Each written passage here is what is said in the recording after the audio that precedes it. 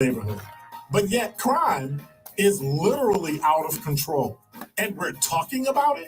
It's an issue. What is your plan? What's the secret? Bringing you his authentic perspectives on important topics. Milwaukee, like many other major cities in the United States, has some issues that we have to work on. And that's no secret. And I've been talking about those issues over the course of my campaign for mayor. You're joking, right? Talking about it? Where's the plan? We keep talking about plans, talking about strategies. Where is the plan? What are we doing? Frank, candid, and straight to the point. This is The Truth in the Afternoon with Dr. Ken Harris on 1017 The Truth and The Truth app. It's decimating the Black community. Yeah, because y'all don't eat right. So when you get sick because you don't eat right, because you're overweight, and nobody tells you because we don't want to hurt anybody's feelings, because we live in a world now where if you hurt somebody's feelings, you might get arrested. It's ridiculous. Idiotic. If you know you're not supposed to have certain things because you have diabetes, don't eat it. Oh, but it tastes so good. Okay. Tell that to your children and your grandchildren who won't see you because you decided to eat. Doesn't make any sense to me. Now, live from the American Family Insurance Studio in Milwaukee, here is Dr. Ken Harris.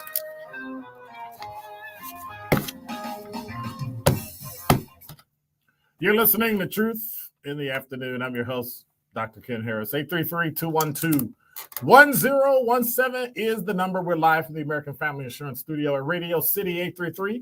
833-212-1017 is the number. So, if you heard the news today, you heard some shocking news. And DZ, do you follow politics at all? You don't really follow politics. Do you understand what the word progressive means? Okay. All right. So later, I got to ask that question because I'm kind of confused. But anyway, if you've been listening to the news, District Attorney, and I don't know his name, Chesa Boudin, is that his name? Politically narrowly elected amid the fervor of Black Lives Matter, resistant to the presidency of Donald Trump. I don't know what that means about this, but and hope that local prosecutors could improve the criminal justice system, found the limits of the city's progressivism. By keeping his promise to slash the city's jail population, divert more defendants to treatment, and prosecute police officers, Boudin pushed even further left than his liberal predecessor and became a standard bearer in a nationwide movement. But the mood in the city, like the country, changed. This is from the San Francisco Chronicle online. Patience waned for reforms. Voters, many of whom embraced being labeled as progressive, which I'm still unclear what that means, as in looking forward as if nobody else does, instead decided they wanted a more traditional crime fighter delivered what will be viewed nationally as a blow to the efforts to reshape criminal justice. That's not true.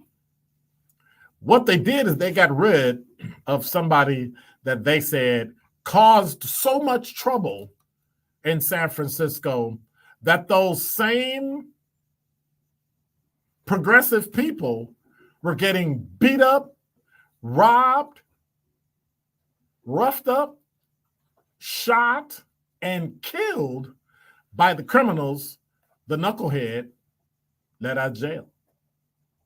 No cash bail, treatment instead of jail. Well, guess what? When the videos of unchecked shoplifting at local stores went viral, hit social media, Boudin was blamed, but said it was outside the purview of the district attorney, like homelessness, which began welling up in neighborhoods where the problem had previously been unseen. But it's not his fault. And I guess the only other place you can go is Los Angeles, because the next day, LA officials warned DA George Gascon after Chesa Boudin recall told him, hey, you're next. So George Gascon this week, they warned that he will be next to be thrown out of office following the successful recall effort against the San Francisco DA.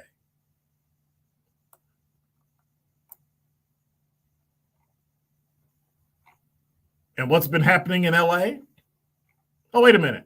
I remember homelessness, fights, getting beat up, stabbed, shot, looting of stores, and homicide.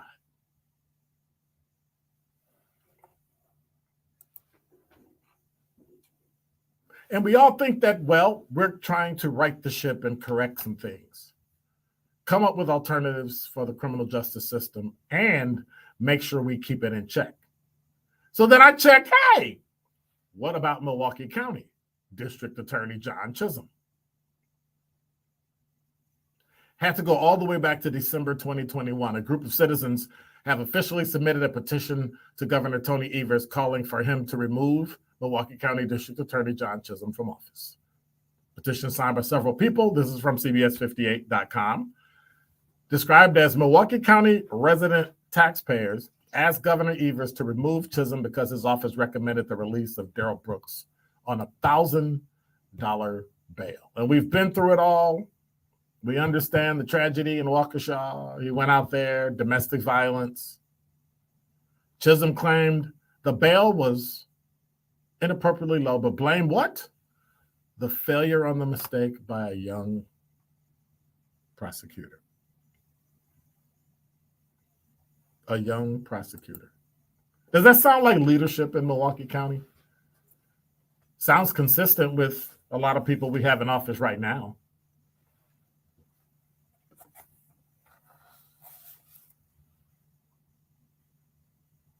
Beaudin, Gascon, Chisholm,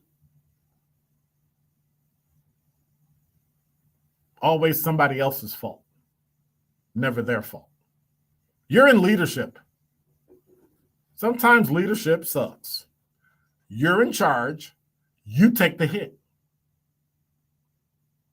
But when you allow people who work with you and for you to make mistakes based on policies you set,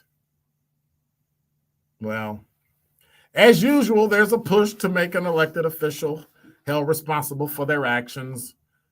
And so as you go through the story, petition was filed, signed by 6 people.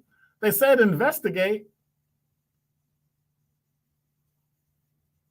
and we're waiting. The governor, who's been hesitant to speculate, said earlier in December he'd wait for a formal letter.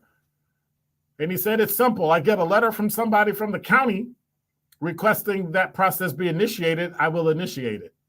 So you want another elected official to turn on another elected official to get that done. But of course, the process wasn't initiated. The governor's office confirmed it did receive the petition, but a spokesperson said it has not been fully reviewed. Adding names and addresses for the signers are required, but we're not included, and we're going to go on and be technically right and on and on and on and on. But of course, Chisholm said, hey, I'm not stepping down. Quitting in the face of fire is not the proper action to take. But at least you admit you started a fire.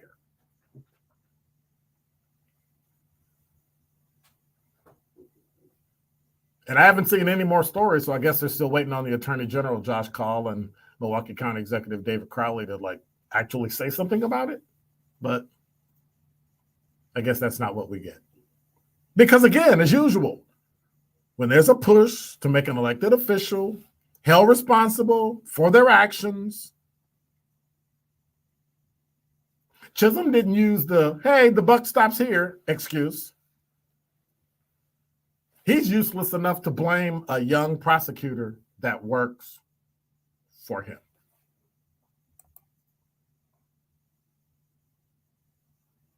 But like I said, Josh Kaul, David Crowley, they were contacted. The governor got the petition. But as usual, what's the response when it affects the Milwaukee community? You guessed it. Crickets. Is Dr. Ken's Truth on the new 1017 The Truth.